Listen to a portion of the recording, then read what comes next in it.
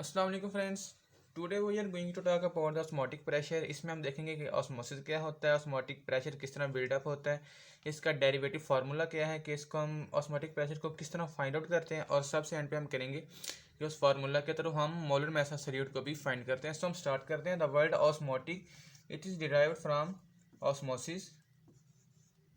ये word osmosis से drive हुआ है। इसका मतलब क्या होता है? Basically it is the flow of liquids. ये लिक्विड्स का फ्लो होता है फ्राम सॉल्वेंट टू सोल्यूशन। इसका मतलब क्या है?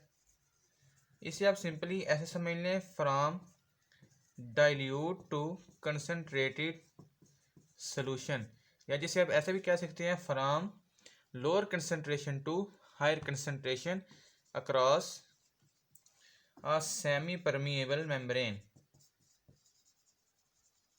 Semi permeable membrane. अब ये सेमी परमिएबल मेम्ब्रेन किस चीज़ का नाम है? सेमी परमिएबल मेम्ब्रेन वो मेम्ब्रेन होती है जो सिर्फ सेलेक्टिव एलिमेंट्स को या सेलेक्टिव मॉलिक्यूल्स को अपने अंदर से गुजरने की इजाज़त देती है और बाकी को अंदर नहीं गुजरने देती। ठीक है, हम सिंपल वर्ड्स में सेमी परमिएबल मेम्ब्रेन को ऐसे भी कह सकते हैं कि सेमी परमिएबल मेम्ब्रेन ऐसी मेम्ब्रेन होती है जिसमें से सॉल्वेंट तो पास आउट कर सकता है लेकिन सॉल्यूट पास आउट नहीं कर सकता। अब इसके एक एग्जांपल ले लें कि ऑस्मोसिस होती किस तरह। लेट्स सपोज हमारे पास दो एग हैं, एक को हमने कह दिया E1, सेकंड को हमने कह दिया E2। इनकी जो आउटर कवरिंग है इसे हमने रिमूव किया। उससे कैसे रिमूव किया? उसको हमने डाइल्यूट HCl सोल्यूशन में डाला, तो थोड़ी देर के बाद उनकी जो थी आउटर वाइट कवरिंग वो रिमूव होगी और अंदर आएगी छोटी सी सेमी परमिएबल मेम्ब्रेन। इसके अंदर भी ठीक ऐसे किया।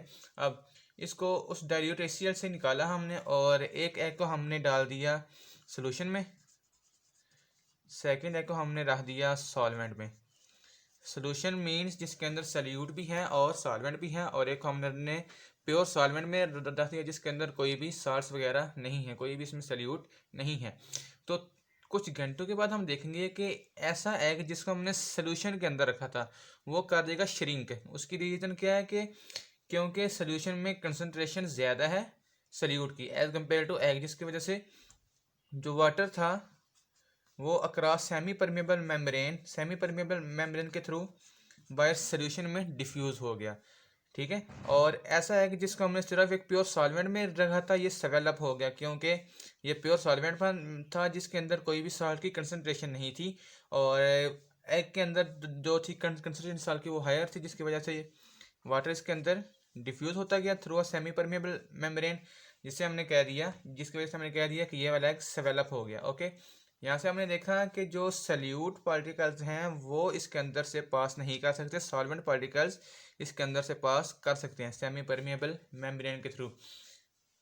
सो ये था ऑस्मोसिस क्या होती है। अब हमारा जो बेसिक टॉपिक है वो है ऑस्मोटिक प्रेशर का। ऑस्मोटिक प्रेशर क्या चीज़ होती है? ऑस्मोटिक प्रेशर वो प्रेशर होता है जिसे हम लिक्विड्स के ऊपर एक्सर्ट करते हैं, जिसकी वजह से हम स्टॉप करते हैं प्रोसेस ऑफ ऑस्मोसिस को, to stop the process of osmosis. वो प्रेशर जिसके थ्रू हम ऑस्मोसिस को स्टॉप करते हैं, ऐसे प्रेशर को हम कहते हैं ऑस्मोटिक प्रेशर। इसकी भी एक एग्जांपल ले लें। लेट्स सपोज हमारे पास ये कंटेनर है, इसे हमने सेमी परमिएबल मेम्ब्रेन से के थ्रू डिवाइड किया हुआ। ठीक है, सेमी परमिएबल मेम्ब्रेन ऐसी मेम्ब्रेन है जिसके अंदर सॉल्वेंट पास आउट कर देगा लेकिन सल्यूट पास आउट नहीं करेगा। लें जी, इसके ऊपर हमने ये एक पिस्टन भी लगा दिया हुआ है, इस साइड पे भी हमने एक पिस्टन लगा दिया हुआ है। ठीक है, ओके। अब इस साइड पे हम ले लेते हैं एक प्योर सॉल्वेंट को जिसके अंदर सल्यूट नहीं है, और इस साइड पे हम लेते हैं सोल्यूशन को। दोनों का लेवल बिल्कुल सेम है। ओके, ये सारे का सारा है सोल्यूशन और ये सारे का सारा है सॉल्वेंट। अब जैसे हम इनको रख देंगे यहाँ पे, तो थोड़ी देर के बाद आफ्टर सम आवर्स जो वाटर होगा ये from solvent to solution slowly slowly diffuse करना स्टार्ट कर देगा, जिसके रिजल्ट में क्या होगा? लेवल ऑफ सोल्यूशन जो है इसके अंदर लेवल ऑफ लिक्विड्स का वो इंक्रीज होना शुरू हो जाएगा और यहाँ पे ये डिक्रीज होना शुरू हो जाएगा। ठीक है, अगर तो हम इसे स्टॉप ना करें तो फिर क्या होगा? सॉल्वेंट सारे का सारा यहाँ पे हो जाएगा डिफ्यूज। ओके, और हमारा सॉल्वेंट भी गया ज़ाया। सो अब हम इसे स्टॉप किस तरह करेंगे, इसके ऊपर हम ये पिस्टन लगा हुआ है, इस साइड पे भी पिस्टन लगा हुआ है, इस पिस्टन के ऊपर हम प्रेशर को एक्सर्ट करेंगे, प्रेशर इतना एक्सर्ट करेंगे कि वो इस ऑस्मोटिक प्रेशर को स्टॉप कर सके।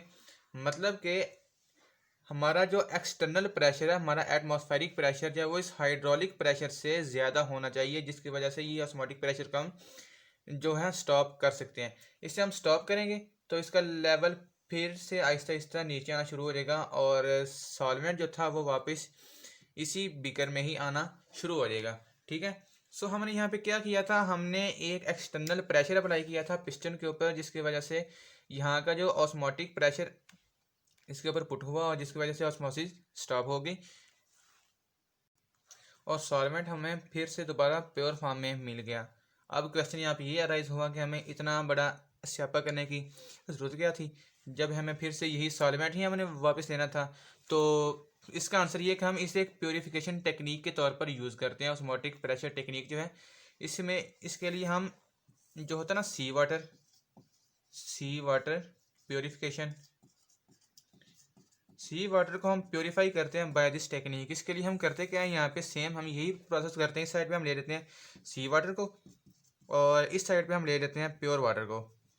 ठीक है, जिससे हम सेमी परमेबल मेम्ब्रेन के थ्रू क्या होता है, जो प्योर वाटर है वो इसके अंदर डिफ्यूज होता है। जब बहुत ज़्यादा वाटर इसके अंदर डिफ्यूज हो जाता है, इसका लेवल राइज अप हो जाता है। जब इसके ऊपर हम एक्सटर्नल प्रेशर अप्लाई करते हैं तो ये फिर से ये कंप्रेस होता है, तो सॉल्वेंट पार्टिकल्स यहाँ से यहाँ पे शिफ्ट होना शुरू हो जाते हैं, क्योंकि सल्यूट तो सेमी परमेबल मेम्ब्रेन के थ्रू पास आउट कर नहीं सकते। सॉल्वेंट यहाँ से यहाँ पे पास हो जाते हैं और हमें यहाँ पर फिर से एक प्योर वाटर हमें मिल जाता है। इस टेक्निक के थ्रू हम सी वाटर को भी प्योरीफाई कर सकते हैं, लेकिन इसका एक डिसएडवांटेज भी है, क्योंकि ये जो प्रोसेस होता है ये वेरी वेरी स्लो होता है। ये कई दिन या कई घंटे भी ले सकता है, जिसकी वजह से हम मोस्टली ये यूज़ करते नहीं हैं, लेकिन ये हो सकता है। अब हम देखते हैं कि ऑस्मोटिक प्रेशर का फार्मूला क्या है और इसे हम किस तरह से डिराइव करते हैं। ऑस्मोटिक प्रेशर के फार्मूले को डिराइव करने के लिए हमारे पास कुछ लॉज हैं, हमने उन लॉज को फॉलो करना होता है। ठीक है, सो हम उन लॉज की बात करते हैं कि पहला हमारे पास जो लॉ है, लॉ नंबर 1, ये हमें कहता है द ऑस्मोटिक प्रेशर, इसे हम पाई से करते हैं डिनोट। ठीक है, जो हमारे पास ऑस्मोटिक प्रेशर है, it depends directly upon the concentration at temperature constant at constant temperature the osmotic pressure is directly proportional to the concentration। Okay, ये था लॉ नंबर 1।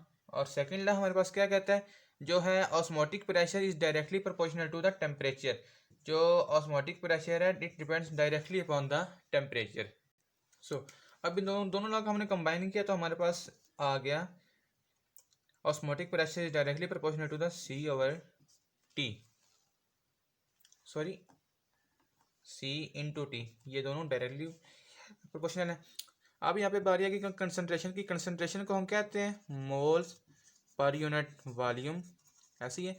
अगर हमारे पास मोल जो है, जो हमारे पास कंसंट्रेशन है उसमें मोल हमारे पास 1 है, तो इसे हम कह सकते हैं concentration equal to 1 over V. वही हम यहाँ पे पुट करते हैं तो आ जाएगा osmotic pressure directly proportional to 1 over V into T. इस प्रोपोर्शनलिटी को हम कांस्टेंट में चेंज करें, हमारे पास एक यहाँ पे कांस्टेंट आ जाएगा और 1 ओवर वी इंटू टी।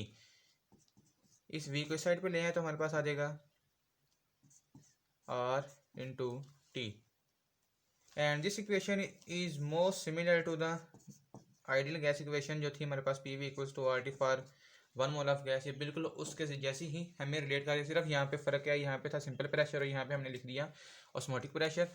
सो ये था हमारे पास फार्मूला ऑस्मोटिक प्रेशर को डिराइव करने का, कि हम ऑस्मोटिक प्रेशर को यहाँ से ड्राइव कर सकते हैं। हमारे पास अगर टेम्परेचर गिवन हो और वॉल्यूम गिवन हो और जो आर की वैल्यू है वो गिवन हो, तो हम यहाँ से ऑस्मोटिक प्रेशर को ड्राइव कर सकते हैं। ये इक्वेशन थी हमारे पास फॉर 1 मोल ऑफ गैस। अगर हमारे पास फॉर n मोल्स हो तो हम इसे क्या लिख सकते हैं, पाई वी इक्वल्स टू n और t। और n हमारे पास क्या होता है, मोल्स ऑफ सल्यूट, जिसे हम w ओवर m से भी रिप्रेजेंट करते हैं। w क्या है, मैस ऑफ सल्यूट, और जो स्मॉल m है ये क्या है हमारे पास, मैस ऑफ जो मोलर मास ऑफ सॉल्यूट है इसे हम यहाँ पे पुट करें, pi V equals to W over M into R T. यहाँ से हम एम को साइड पे करें तो W over pi V into R T. So यहाँ से हमने ये फार्मूला भी डिराइव कर लिया कि हम ऑस्मोटिक प्रेशर के फार्मूला के थ्रू हम मोलर मास ऑफ सॉल्यूट को किस तरह फाइंड आउट कर सकते हैं। So guys that was all about today. मैं ज़रा फिर से रिवाइज कर दूं कि हमने यह इसमें किया क्या। हमने सबसे पहले ऑस्मोसिस देखा कि ऑस्मोसिस क्या होता है, देन हमने देखा कि ऑस्मोटिक प्रेशर क्या होता है, ये किस तरह बिल्डअप होता है, ये इसकी एप्लीकेशन क्या है, इसे हम सी वाटर प्योरीफिकेशन के लिए यूज़ करते हैं। लेकिन इसका जो ड्रॉबैक है वो ये है कि this is very very slow process, ये इतना फास्ट नहीं होता। और इसके बाद हमने इसका जो फार्मूला था वो हमने ड्राइव किया कि ऑस्मोटिक प्रेशर को हम किस तरह फाइंड आउट करते हैं। अगर हमारे पास कुछ वैल्यूज़ गिवन हो तो हम यहाँ से ये वैल्यू जो है ऑस्मोटिक प्रेशर की ये हम यहाँ से निकाल सकते हैं। और सबसे एंड पे हमने इसी फार्मूला को यूज़ करके मोलर मास ऑफ सॉल्यूट को भी यहाँ से फाइंड आउट कर लिया। सो इंशाल्लाह बहुत जल्द मिलेंगे एक नई वीडियो के साथ। तब तक के लिए अपना ख्याल रखिएगा। अल्लाह हाफिज़।